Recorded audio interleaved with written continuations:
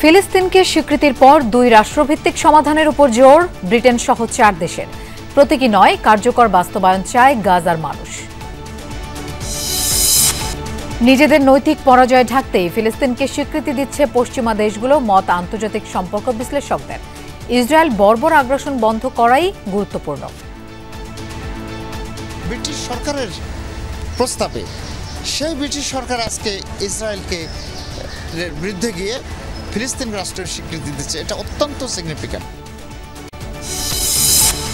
অপপ্রচার চালিয়ে ১/১১-র মতো বিএনপিকে রাজনীতি থেকে সরানোর ষড়যন্ত্র চলছে, দাবি রেজভির। সমমনা দলগুলো চেষ্টা করছে এনসিপির ব্যানারে একীভূত হওয়ার, নাসির উদ্দিন পাটোয়ারি। রাজশাহী বিশ্ববিদ্যালয়ে কমপ্লিট শাটডাউন কর্মসূচি। রাকসু নির্বাচন পেছানোর দাবি ৬টি প্যানেলের। ডাকসুতে ভোট কারচুপির অভিযোগ ছাত্র দলের। জেলা ও বিভাগের অ্যাডহক কমিটি থেকে কাউন্সিলর চেয়ে বিসিবি সভাপতির চিঠিকে বৈধ বলল চেম্বার আদালত। হাইকোর্টের আদেশ স্থগিত, নির্বাচন হতে বাধা নেই। মেট্রো রেলের নিচে অপরাধের স্বর্গ। রাত হলেই মাদকসেবী আর ছিনতাইকারীদের আশ্রয়স্থল, প্রশ্নবিদ্ধ নগর কর্তৃপক্ষের ভূমিকা।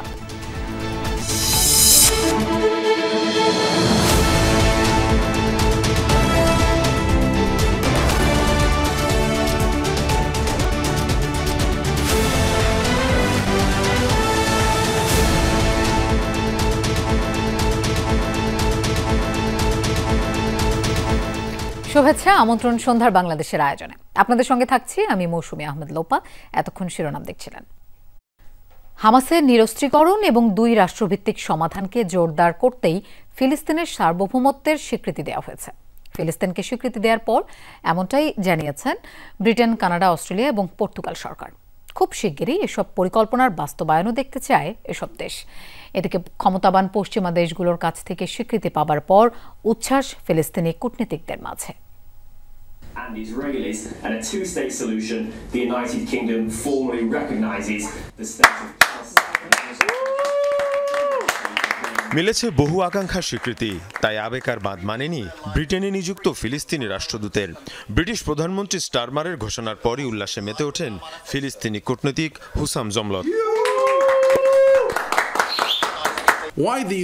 নিঃসন্দেহে এটা আমাদের জন্য অনেক বড় অর্জন, আর এই স্বীকৃতি শুধু ফিলিস্তিনিদের জন্য নয়, বরং ব্রিটিশদের জন্য, কারণ তাদের চিন্তাধারা এবং মত প্রকাশের বাস্তবায়ন হয়েছে এই স্বীকৃতির মাধ্যমে। রোববার এক ভিডিও বার্তা আনুষ্ঠানিকভাবে ফিলিস্তিনকে স্বীকৃতির ঘোষণা দেন ব্রিটিশ প্রধানমন্ত্রী কেইর স্টারমার। জানান, দুই রাষ্ট্রভিত্তিক সমাধানকে পুনরুজ্জীবিত করতেই লন্ডনের এই সিদ্ধান্ত। আজ থেকে যুক্তরাজ্য ফিলিস্তিনকে স্বাধীন রাষ্ট্র হিসেবে স্বীকৃতি দিচ্ছে। মধ্যপ্রাচ্যে ক্রমবর্ধমান ভয়াবহতার মুখে শান্তির সম্ভাবনাকে বাঁচিয়ে রাখার জন্য আমরা কাজ করছি, যার অর্থ একটি নিরাপদ, সুরক্ষিত ইসরায়েল এবং কার্যকর ফিলিস্তিন রাষ্ট্র। Israeli and Palestinian deserve to live in peace. এরপরই ঐতিহাসিক এই সিদ্ধান্তে একে একে সামিল হয় অস্ট্রেলিয়া এবং পর্তুগাল। এর আগে G7 জোটের প্রথম দেশ হিসাবে ফিলিস্তিনকে স্বীকৃতি দেয় কানাডা। ফিলিস্তিন ও ইসরায়েলের জন্য শান্তিপূর্ণ ভবিষ্যৎ গড়ে তোলার ঘোষণা আসে এসব দেশগুলোর পক্ষ থেকে। আলোচিত 5 আই নেশন জোটের 5 সদস্যের মধ্যে 3টি স্বীকৃতি দিল ফিলিস্তিনকে। দুই রাষ্ট্রভিত্তিক সমাধানের লক্ষ্যে ফিলিস্তিনিকে স্বাধীন রাষ্ট্রের স্বীকৃতি দিতে সম্মত হয়েছে অস্ট্রেলিয়া।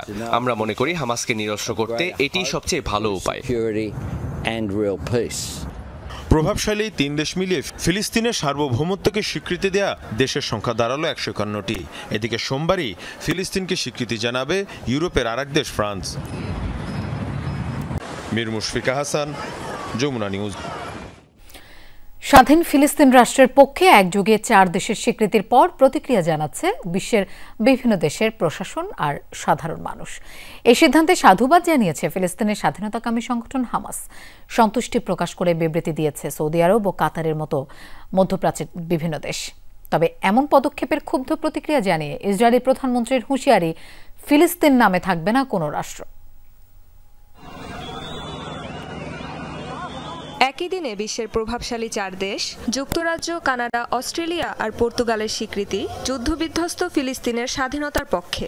একে একটি তাৎপর্যপূর্ণ পদক্ষেপ আখ্যা দিয়ে বিবৃতি প্রকাশ করেছে দেশটির স্বাধীনতাকামী সংগঠন হামাস। সাধুবাদ জানিয়েছে মধ্যপ্রাচ্যের দেশ সৌদি আরব ও কাতারও। শান্তি নিশ্চিতে পশ্চিমা দেশগুলোর অঙ্গীকারকে তুলে ধরেছে এই সিদ্ধান্ত। এক বিবৃতিতে এমন মন্তব্য করে সৌদি আরব। অন্যদিকে পশ্চিমা দেশগুলোর স্বীকৃতি মধ্যপ্রাচ্যে একটি দীর্ঘস্থায়ী শান্তির সহায়ক হবে বলে বিবৃতি কাতারের। বিভিন্ন দেশ সাধুবাদ জানালেও শঙ্কা পুরোপুরি কাটছে না গাজাবাসীর। তবে এর ফলে নেতানিয়াহু প্রশাসনের প্রতি চাপ বাড়বে বলে আশাবাদী অনেকেই। গাজায় নৃশংস হত্যাকাণ্ড আর এক নজিরবিহীন ঐতিহাসিক চ্যালেঞ্জের মুখোমুখি হচ্ছি আমরা। তবু আশা করি কূটনৈতিকভাবে এই স্বীকৃতি ইসরায়েলের উপর চাপ প্রয়োগের একটি হাতিয়ার হিসেবে কাজ করবে। এই স্বীকৃতি অবশ্যই প্রতীকী নয়, বরং দুই রাষ্ট্রভিত্তিক সমাধানে বাস্তব এবং অপরিবর্তনীয় পদক্ষেপ। এই স্বীকৃতি অস্তিত্ব সংকটে থাকা ফিলিস্তিনি জনগণের কাছে আশার আলো বয়ে এনেছে। অন্যদিকে ফিলিস্তিনের স্বীকৃতির খবরে চটেছেন ইসরায়েলি প্রধানমন্ত্রী বেনিয়ামিন নেতানিয়াহু। দম্ভের সাথে হুঁশিয়ারি দেন, ফিলিস্তিন বলে কোনো রাষ্ট্রই থাকবে না। 7 অক্টোবরের ভয়াবহ হত্যাযজ্ঞের পরও যেসব নেতারা ফিলিস্তিন রাষ্ট্রের স্বীকৃতি দিয়েছে তাদের প্রতি আমার স্পষ্ট বার্তা, আপনারা সন্ত্রাসবাদকে বড় পুরস্কার দিয়েছেন। আপনাদের প্রতি আরও একটি বার্তা আছে আমার, জর্ডান নদীর পশ্চিমে ফিলিস্তিন রাষ্ট্র গঠন হবে না। সম্প্রতি জাতিসংঘের বিস্তারিত তদন্ত প্রতিবেদনেও তুলে ধরা হয় গাজায় গণহত্যার প্রমাণ। সেই প্রতিবেদনও প্রত্যাখ্যান করেন Netanyahu. Rezwana Saima, Jamuna news.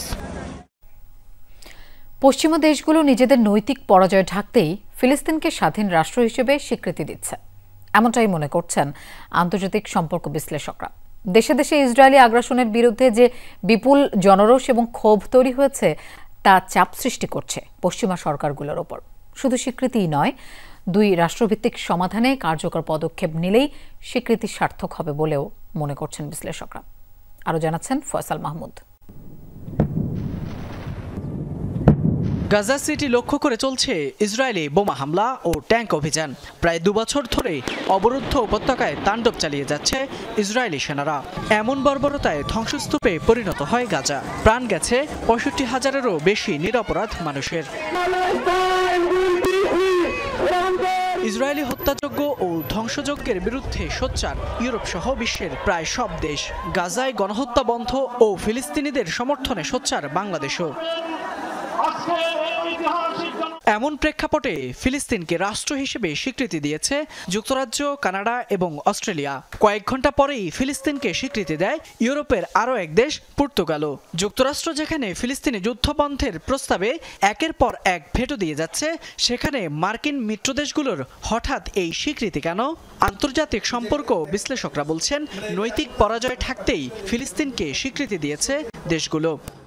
Europe দেখতেছে সবই তো হারাইছে, আমাদের তো কোনো এথিক্যাল মরাল কোনো গ্রাউন্ড থাকলো না যে এতগুলো লোক মরছে। রাস্তায় গাজার ঘটনাগুলোর ছবি নিয়ে মেলে ধরে রাখছে, কিচ্ছু না, জাস্ট ফুটপাথে যেরকম থাকে তারা পাবলিকলি কাঁদতেছে ওই ছবি দেখে দেখে। এটা কমপ্লিটলি চেঞ্জ। মানে এর মানেটা হলো, এর সিগনিফিকেন্সটা হলো যে হোল ইউরোপের জনগণের সাথে ইউরোপের নেতৃত্বের কমপ্লিটলি বিচ্ছেদ হয়ে গেছে।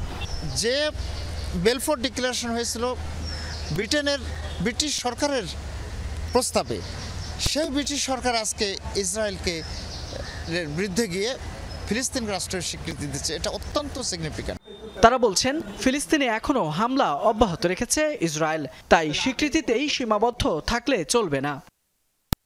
কেন প্যালেস্টাইনদের ঘাড়ের উপরে তাদেরকে প্যালেস্টাইন ইহুদি রাষ্ট্র বানাতে হবে? এটা তো ব্রিটিশদের শয়তানি। আর এখন আপনি তাদেরকে স্বীকৃতি দিচ্ছেন, দিয়ে মনে করছে আমি তো হাত দিয়ে বলাইছি। এই যে স্বীকৃতির মাধ্যমে, এই জন্য আমি এত আশাবাদী যে আজকে যখন তাকে সমর্থন দানকারী রাষ্ট্রগুলো ফিলিস্তিনকে সমর্থন দিচ্ছে, কাজে তাকে টু নেশন থিওরি, দ্বিজাতি তত্ত্বের আসতে হবে, অথবা তাকেই ইতিহাসের মানচিত্র থেকে মুছে যেতে হবে। তবে ফিলিস্তিনকে প্রভাবশালী এই দেশগুলোর স্বীকৃতি ইসরায়েলের বর্বর আগ্রাসন বন্ধে আন্তর্জাতিক চাপ আরও জোরালো হবে। দ্বিতীয় বিশ্বযুদ্ধোত্তর। ফয়সাল মাহমুদ, যমুনা নিউজ, ঢাকা। অপপ্রচার চালিয়ে নানা তকমা দিয়ে 11-র মতো বিএনপিকে রাজনীতির ময়দান থেকে সরিয়ে দেওয়ার ষড়যন্ত্র চলছে। এমন মন্তব্য করেছেন দলটির সিনিয়র যুগ্ম মহাসচিব রুহুল কবির রিজভী। তিনি বলেন, ছাত্রদলের সাথে সংশ্লিষ্টতার অভিযোগে যোগ্য, দক্ষ ও বঞ্চিত কর্মকর্তাদের প্রশাসনে গুরুত্বহীন করে বিশেষ রাজনৈতিক দলের সমর্থকদের নিয়োগ দেওয়া হচ্ছে। আলাদা অনুষ্ঠানে নির্বাচনী কাজে ফ্যাসিবাদের দোসরদের সম্পৃক্ত না করার আহ্বান জানান বিএনপি নেতারা। বিএনপিতে যোগদান বন্ধ রাখার সিদ্ধান্ত এখনও প্রত্যাহার না হলেও নয়াপল্টনে নারায়ণগঞ্জের এক ক্রীড়া সংগঠককে বরণ করে নেন দলটির নেতাকর্মীরা।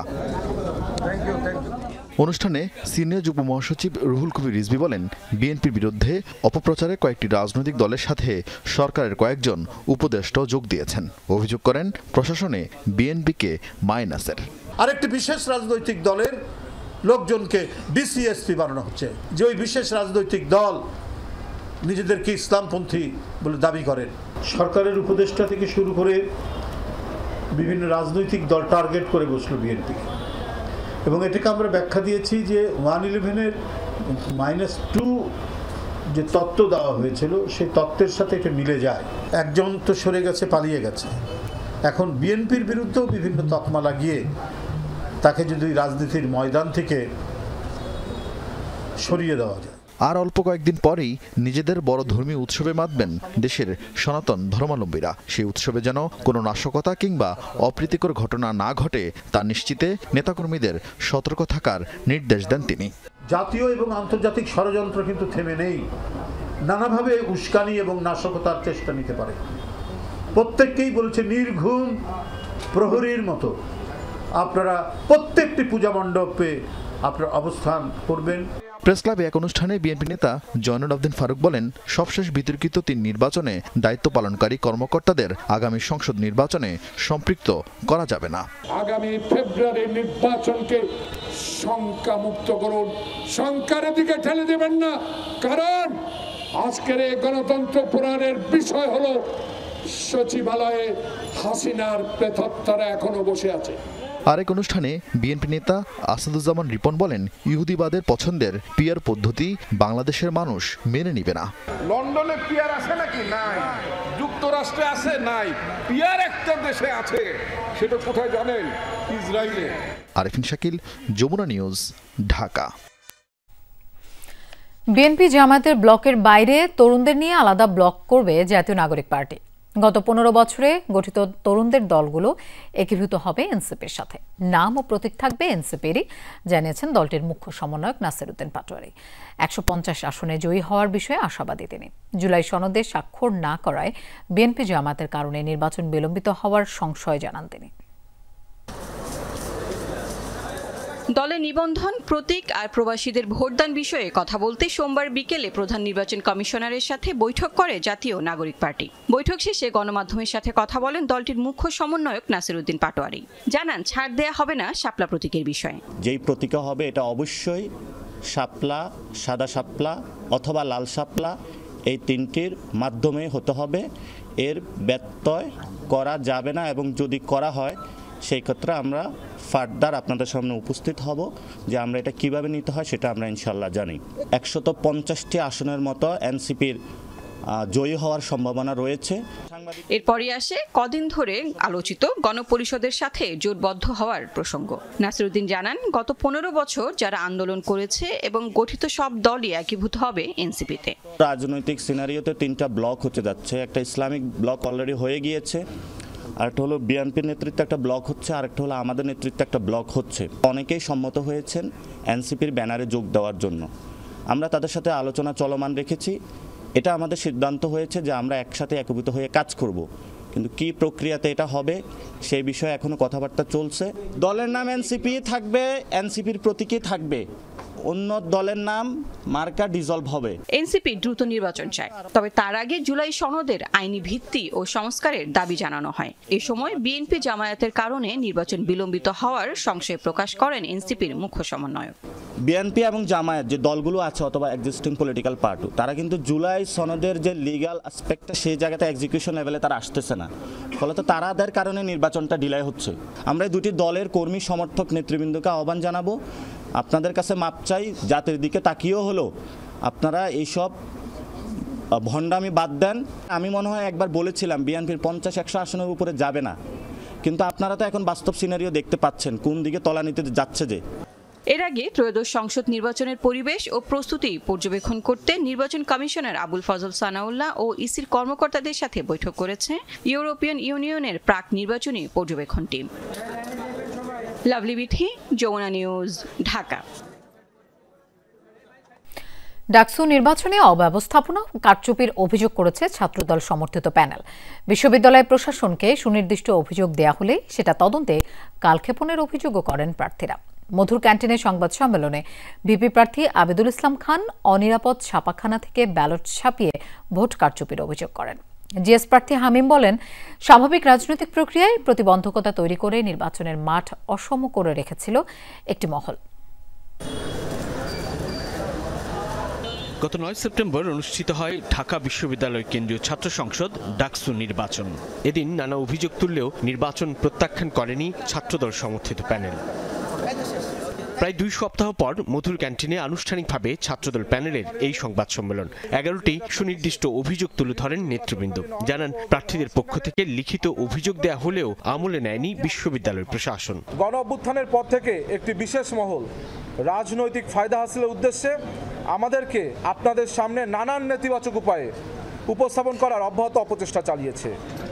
আমাদের স্বাভাবিক রাজনৈতিক প্রক্রিয়াতে এরকম নানান প্রতিবন্ধকতা তৈরি করে নির্বাচনী রাজনীতির মাঠকে অসম করে রাখা হলেও অভিভাবক তুল্য শিক্ষকদের বারংবার আশ্বাসে বিশ্বাস রেখে আমরা ডাকসু নির্বাচনের বিষয়ে সর্বোচ্চ আন্তরিকতা দেখিয়ে সার্বিক সহযোগিতা বজায় রেখেছি। কোনো মিছিল, মিটিং কিংবা পাল্টা কর্মসূচি পালন না করে যথাযথ প্রক্রিয়ায় অভিযোগ তুলে ধরার কথা জানিয়ে ভিপি প্রার্থী আবিদুল ইসলাম খান জানান, পূর্বের রাজনৈতিক সংস্কৃতি থেকে বেরিয়ে এসেছে ছাত্রদল। তুলে ধরেন নানান অনিয়ম। তার মতে, ছাপানো, সরবরাহ, ব্যবহৃত, বাতিল কিংবা ফেরতকৃত ব্যালট পেপারের সংখ্যা প্রকাশ করা হয়নি। 7 সেপ্টেম্বর 2025 তারিখে নীলক্ষেতের গাউসুল আজম মার্কেটের একটি ছাপাখানায় ডাকসু হল সংসদ নির্বাচনের বিপুল সংখ্যক ব্যালট পেপার অরক্ষিত অবস্থায় পাওয়া যায়। 7 সেপ্টেম্বর 2025 রাত 12:57 AM লেখা আছে।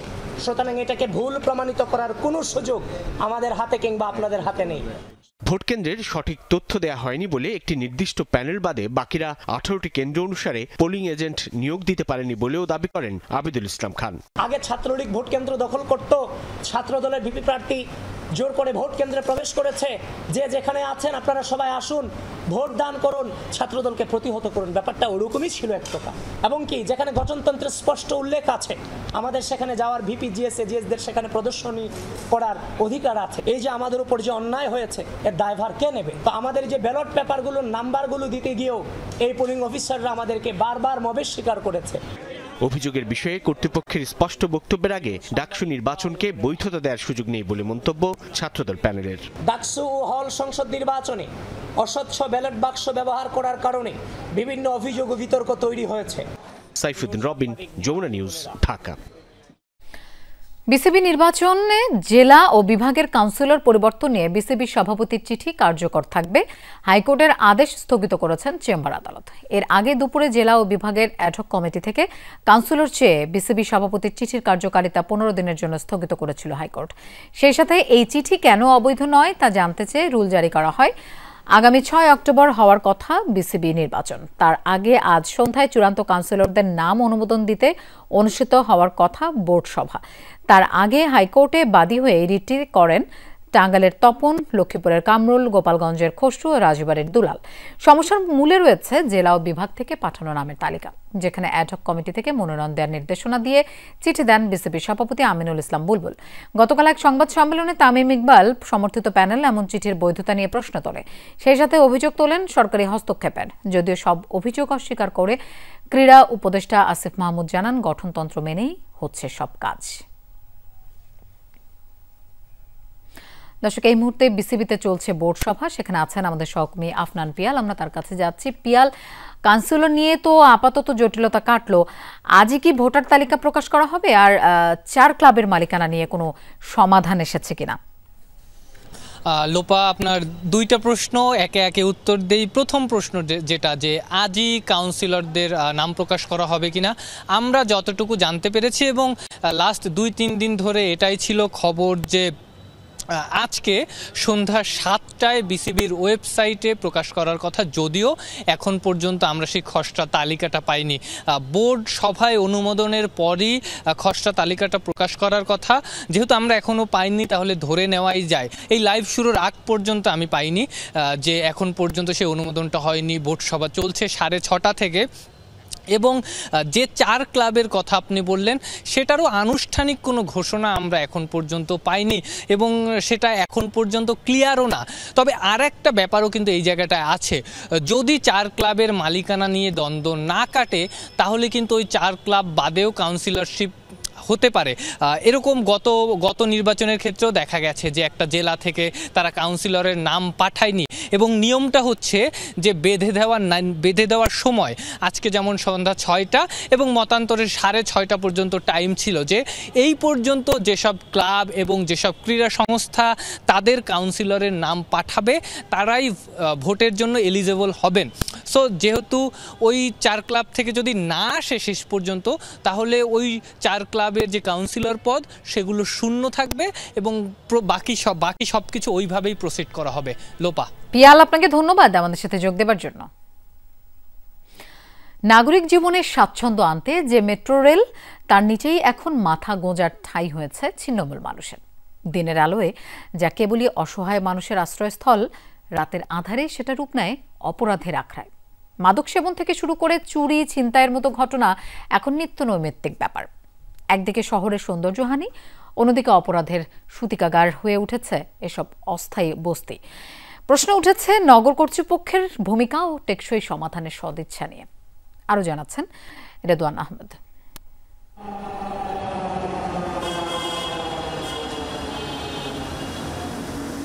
মেট্রো রেল যে অবকাঠামোকে আধুনিক ঢাকার প্রতীক হিসেবে কল্পনা করা হয়েছিল, এর নিচেই গড়ে উঠেছে ছোটখাটো বস্তি। পিলারের নিচে সড়ক বিভাজনের ফাঁকা জায়গায় চাদর, পলিথিন, পুরনো কাপড় দিয়ে বানানো হয়েছে মাথা গোজার এসব ঠাঁই। দিনের আলোয় হয়তো তারা অসহায়, কিন্তু রাত গভীর হলেই তাদের অবস্থান ঘিরে জন্ম নেয় আতঙ্ক। মাদকদ্রব্য সেবনের অভিযোগ তো রয়েছেই, নিয়মিত তারা ঘটায় চুরি, ছিনতাইয়ের মতো অপরাধ। ব্রিগেড দিয়ে একজন একটা খুর বের করছে, বের করে আর ওই আমার সাথে যে ছিল ওরে চরথাপড় দিছে, দিয়ে পকেটে টাকা ছিল, টাকা নিয়ে নিছে। ফোন নিয়ে গেছে, আবার মানি ব্যাগে ছিল যে কয় টাকা যেন, কত 2000 না যেন 1800 এরকম সব নিয়ে গেছে, খালি মানি ব্যাগ দিয়ে গেছে। যাত্রা সুযোগ পায় সবারটা নিয়ে চলে যায় ডেন্ডি কররা। আবার ডেন্ডি করে পুলিশরা কিছু বলে না। আবার ভালো মানুষের জায়গা নেই স্যার, ভালো মানুষের কোনো জায়গা নেই, নষ্ট মানুষেরগুলো জায়গা আছে। কি জন্য? পুলিশরা যারা আছে, অন্য যারা আছে ওদের থেকে ভাগ পাবে, অর্ধেক দিয়ে যাবে, অর্ধেক নিয়ে যাবে। প্রশাসনের পক্ষ থেকে উচ্ছেদ অভিযান চালানো হলেও দিন কয়েক পরই মানুষগুলো ফিরে আসে পুরনো ডেরায়। চারিদিকে পলিথিন মোড়ানো, উপরে টাঙানো কম্বল এবং নিচে বিছানো আছে পাটি। এমন অস্থায়ী ঘরে থাকতে পারবেন কমপক্ষে 2 থেকে 3 জন। এই অস্থায়ী ঘরগুলোর দেখা মিলবে ঢাকা বিশ্ববিদ্যালয়ের ঠিক মেট্রোর নিচেই। শুধু ঢাকা বিশ্ববিদ্যালয় এলাকায় না, এমন ছিন্নমূল ঘরগুলোর দেখা মিলবে ঢাকা শহরের বিভিন্ন গুরুত্বপূর্ণ পয়েন্টেও, যার ফলে নষ্ট হচ্ছে তিলোত্তমা ঢাকার সৌন্দর্য। অন্যদিকে নগরবাসীর নিরাপত্তা ঝুঁকি বেড়েই চলেছে। রাজধানীর বস্তিগুলোয় আশ্রিতরা বঞ্চিত শিকার, নাকি অপরাধের পেছনে বড় চালিকা শক্তি, সেই প্রশ্নই বারবার সামনে আসছে। বিশেষজ্ঞদের অভিযোগ, টেকসই পুনর্বাসন না করাই প্রশাসনের মূল ব্যর্থতা। কাগজে কিছু উদ্যোগ হয়তো হয়, কিন্তু মূল দায়িত্ব কেউ নিতে চায় না।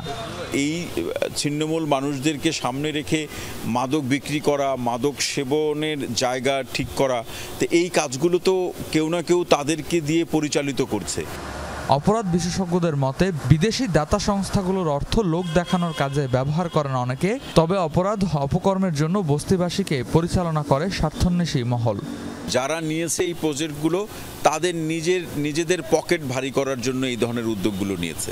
এই মানুষগুলোর, এই অসহায় মানুষগুলোর জীবনযাত্রাকে প্রজেক্ট আকারে উপস্থাপন করে রাষ্ট্র কিংবা বেসরকারি প্রতিষ্ঠানগুলো দেশ এবং দেশের বাইরে থেকে প্রচুর অর্থ তারা বরাদ্দ নেয়, কিন্তু এই ছিন্নমূল বা গৃহহীন মানুষের তাতে কোনো ধরনের পরিবর্তন হয় না। প্রদীপের নিচে অন্ধকারের মতন অবস্থা মেট্রো রেলের নিচে এসব অপরাধপ্রবণ এলাকার। তখন জনমনে একটাই প্রশ্ন, নগর পরিচালনার ব্যর্থতার দায়ভার নেবে কে? রেদওয়ান আহমেদ, যমুনা নিউজ, ঢাকা। দর্শক, পোষ্যকোটা ও রাকসু নির্বাচন নিয়ে অচলাবস্থা রাজশাহী বিশ্ববিদ্যালয়ে। এ বিষয়ে আমরা জানবো। আমাদের সাথে যোগ দিচ্ছেন সহকর্মী তারেক মাহমুদ। তারেক, বেশ কদিন ধরেই তো পোষ্যকোটা নিয়ে একটা অস্থিতিশীল অবস্থা বিরাজ করছে ক্যাম্পাসে, আবার সামনে রাকসু নির্বাচন। সব মিলিয়ে এই মুহূর্তের ক্যাম্পাসের কি অবস্থা দেখছেন? বৈঠকের সিদ্ধান্ত কখন জানাবে?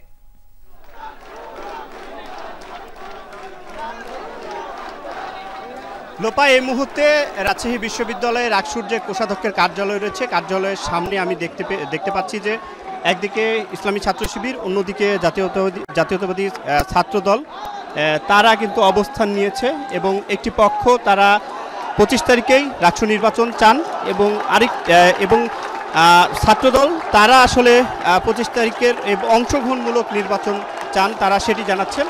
এবং ইসলামী ছাত্র শিবির বলছে যে নির্বাচন কমিশন যে 25 তারিখে যে নির্ধারিত যে সময় দিয়েছে রাকসু, সেই সময় আসলে হতে হবে।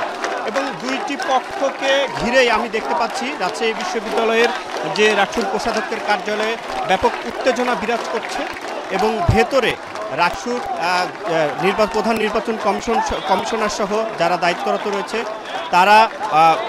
তারা রাকসু নিয়ে যে এই সার্বিক যে কার্যক্রম, সে বিষয়টি নিয়ে এবং আসলে রাকসু কবে হবে, 25 তারিখেই হবে কি দিন পরিবর্তন করা হবে, সেই বিষয়গুলো নিয়ে, সার্বিক বিষয়গুলো নিয়ে নির্বাচন কমিশন তারা কথা বলছেন এবং প্রশাসনের কয়েকজনও কিন্তু এখানে উপস্থিত রয়েছেন। এবং এখন পর্যন্ত আমি যতটুকু খোঁজ দিয়েছি যে 4টি প্যানেলের স্বতন্ত্র প্রার্থীরা তারা অংশগ্রহণমূলক নির্বাচনের দাবিতে স্মারকলিপি দিয়েছেন প্রধান নির্বাচন কমিশনারের কাছে। যেহেতু এই কর্মকর্তা কর্মচারীদের যে কমপ্লিট শাটডাউন সেটি চলছে এবং সেই সাথে সাথে শিক্ষকদের যে ক্লাস পরীক্ষা বর্জন করেছেন রাজশাহী বিশ্ববিদ্যালয় এবং দুর্গা পূজা যেহেতু সন্নিকটেই, তার কারণে অনেক শিক্ষার্থী গতকালকে থেকে, আমরা যতটুকু দেখতে পাচ্ছি যে গতকালকে থেকেই তারা অনেকে বাসায় যাচ্ছেন। এ কারণে ভোটার সংখ্যা দেখা দিয়েছে এবং রাকসুর যে নির্বাচন সেটা আসলে 25 তারিখেই হবে না পরিবর্তন করা হবে, এটি নিয়ে এখন পর্যন্ত আমাদেরকে তেমন কোনো সিদ্ধান্ত জানানো হয়নি। তবে রাকসুর যে কোষাধ্যক্ষের কার্যালয়ে, সেখানে রাকসুর দায়িত্বরতরা, প্রশাসনের যারা দায়িত্বরত রয়েছে তারা আলোচনা করছেন এবং বাইরে ইসলামী ছাত্র শিবির, ছাত্রদল এবং স্বতন্ত্র যারা প্যানেল রয়েছে এবং কয়েকটি সিদ্ধান্তের জন্য অপেক্ষা করতে হবে। ধন্যবাদ তারেক আমাদের সাথে যোগ দেওয়ার জন্য। আবারও জলাবদ্ধতার কবলে পড়ল রাজধানী। রাত থেকে সকাল পর্যন্ত বৃষ্টিতে মহানগরীর অনেক এলাকা পানির নিচে তলিয়ে যায়, কোথাও কোথাও জমে হাঁটু পানি। একদিকে জলজট, অন্যদিকে যানজট, সব মিলিয়ে দিনের শুরুতেই নাকাল হয় নগরবাসী। বংশালে বিদ্যুতের তার পানিতে পড়ে বিদ্যুৎ স্পৃষ্ট হয়ে মারা গেছে একজন। এদিকে আবহাওয়া অধিদপ্তর জানিয়েছে উত্তর বঙ্গোপসাগরে লঘুচাপ সৃষ্টি হয়েছে, তাই চট্টগ্রাম, মোংলা, পায়রা সমুদ্রবন্দর এবং কক্সবাজারে 3 নম্বর স্থানীয় সতর্কতা সংকেত দেখাতে বলা হয়েছে। সকালটা রাজধানীবাসীর শুরু হয় ভারী বৃষ্টি সঙ্গী করে। টানা বৃষ্টিতে অল্প সময়ে বিভিন্ন এলাকায় দেখা দেয় জলাবদ্ধতা। মুষলধারে বৃষ্টির পর সড়কগুলো তলিয়ে যায় হাঁটু থেকে কোমর পানিতে। বৃষ্টিতে রাজধানীর বিমানবন্দর, মিরপুর, ধানমন্ডি, বাড্ডা, মালিবাগ, সায়দাবাদ এবং বিজয় সরণি এলাকায় চলাচলে চরম ভোগান্তি পোহাতে হয় স্কুল ও অফিসগামীদের। প্রধান সড়কের পাশাপাশি অলিগলিতেও জমে থাকে পানি।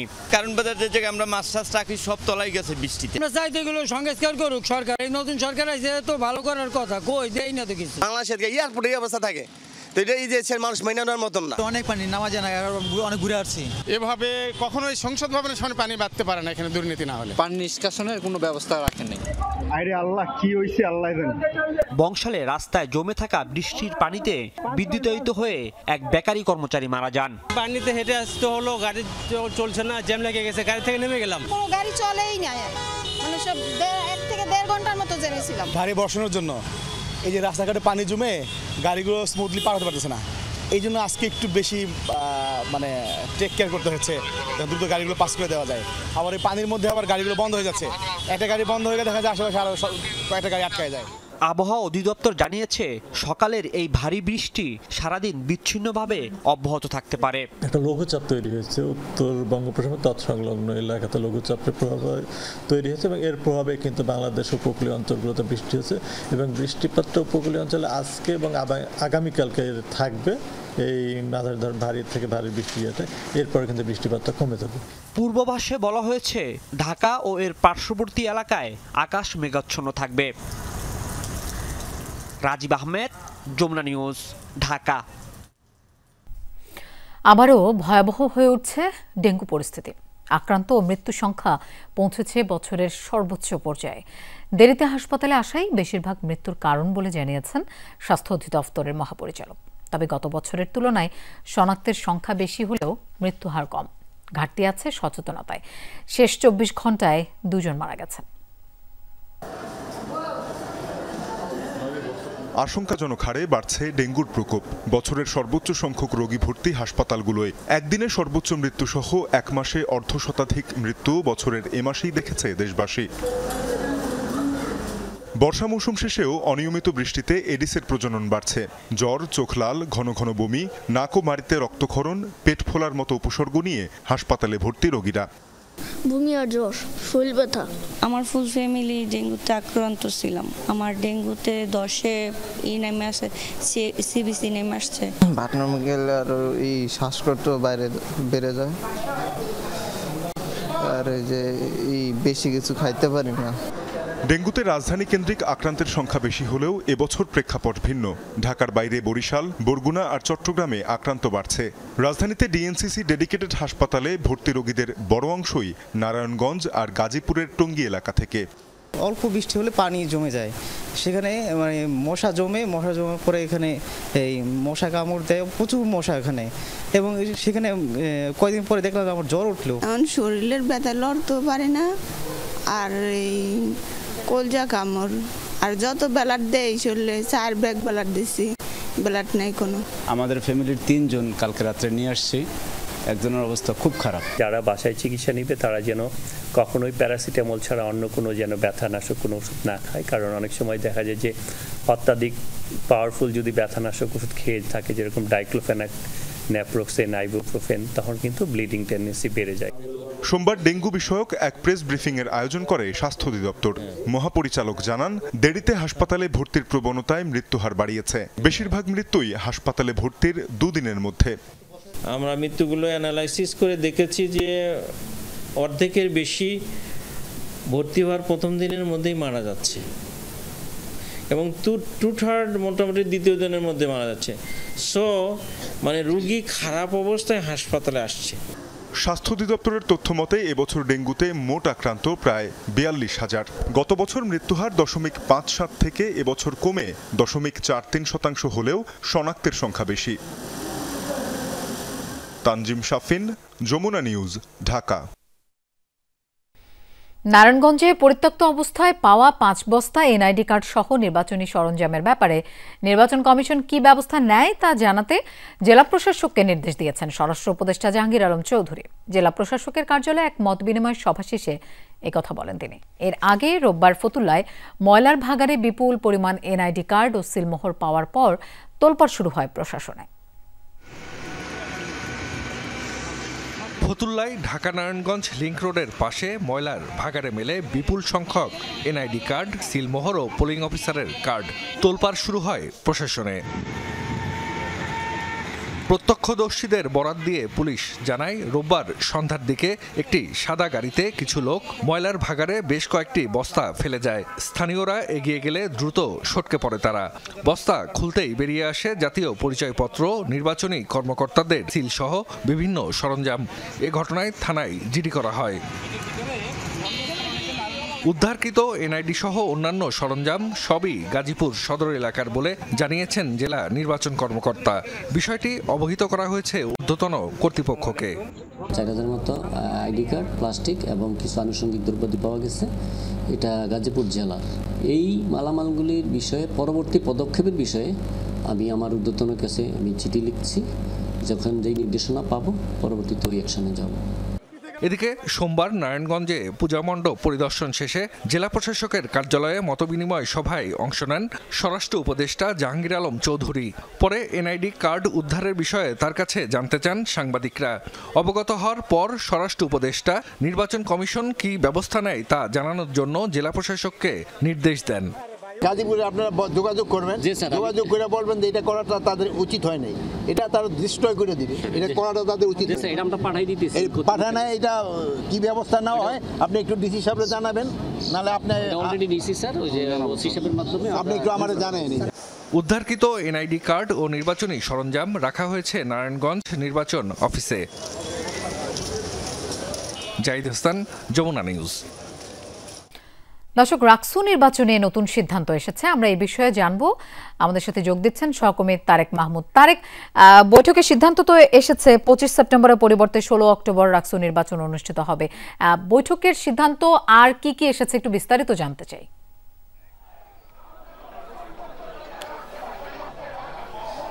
লোপা, একটু আগেই রাকসুর যে প্রধান নির্বাচন কমিশনার তিনি আমাদেরকে প্রেস বিজ্ঞপ্তির মাধ্যমে জানিয়েছেন যে আগামী 16 অক্টোবর বৃহস্পতিবার রাকসুর রাকসু নির্বাচন অনুষ্ঠানের সর্বসম্মত সিদ্ধান্ত সেটি গ্রহণ করা হয়েছে। এবং এই একটু আগে রাকসুর প্রধান নির্বাচন commissioner professor F Nazrul Islam তিনি আমাদের সে বিষয়টি জানিয়েছেন। তিনি যেমনটি জানিয়েছেন যে আজকে রাষ্ট্র নির্বাচন কমিশনের একটি জরুরি সভা সিদ্ধান্ত হয় এবং সেই সভায় এই 2025-এর পূর্ণাঙ্গ এই রাষ্ট্র নির্বাচন কমিশন 2025-এর পূর্ণাঙ্গ সভায় আগামী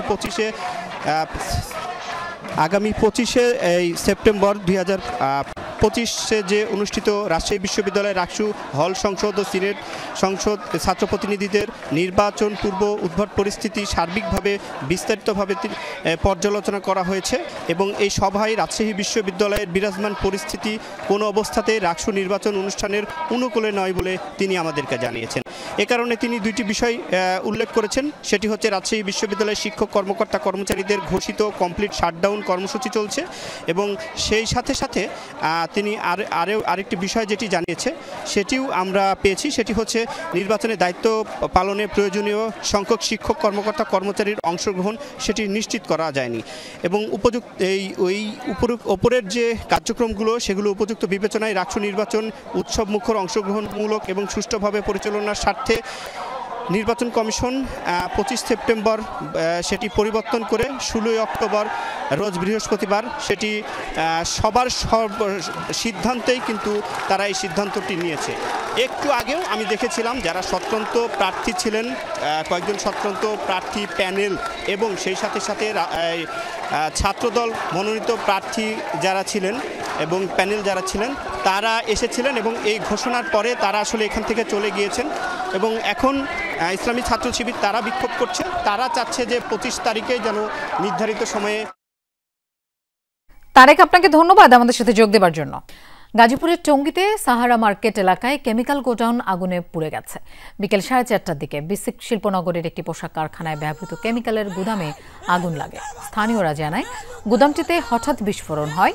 এ সময় ভেতরে থাকা কর্মীরা বের হয়ে আসেন। খবর পেয়ে টঙ্গী ফায়ার সার্ভিসের 3টি ইউনিট ঘটনাস্থলে গিয়ে আগুন নিয়ন্ত্রণে কাজ শুরু করে। এক পর্যায়ে কেমিক্যালের ড্রাম বিস্ফোরিত হলে দগ্ধ হন ফায়ার সার্ভিসের এক কর্মকর্তা সহ 6 জন। দগ্ধদের মধ্যে 4 জনকে জাতীয় বার্ন ইনস্টিটিউট ও বাকিদের ঢাকার একটি হাসপাতালে নেওয়া হয়েছে।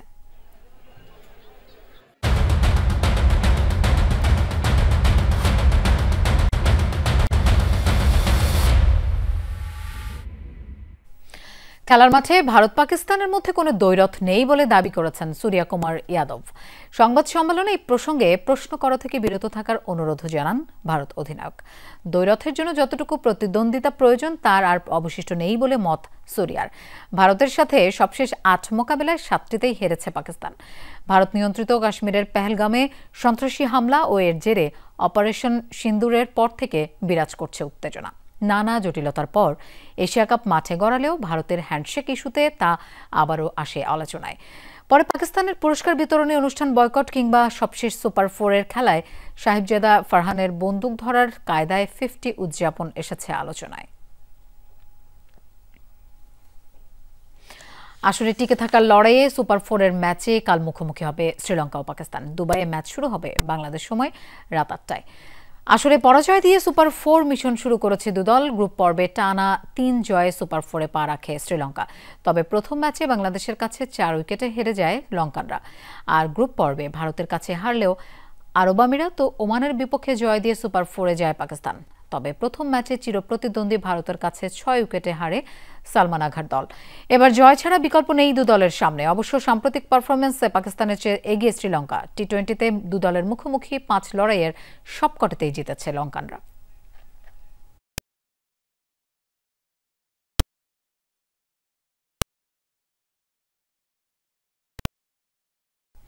দর্শক, এই ছিল আজকে সন্ধ্যার বাংলাদেশের আয়োজনের। এতক্ষণ সাথে থাকার জন্য ধন্যবাদ সবাইকে।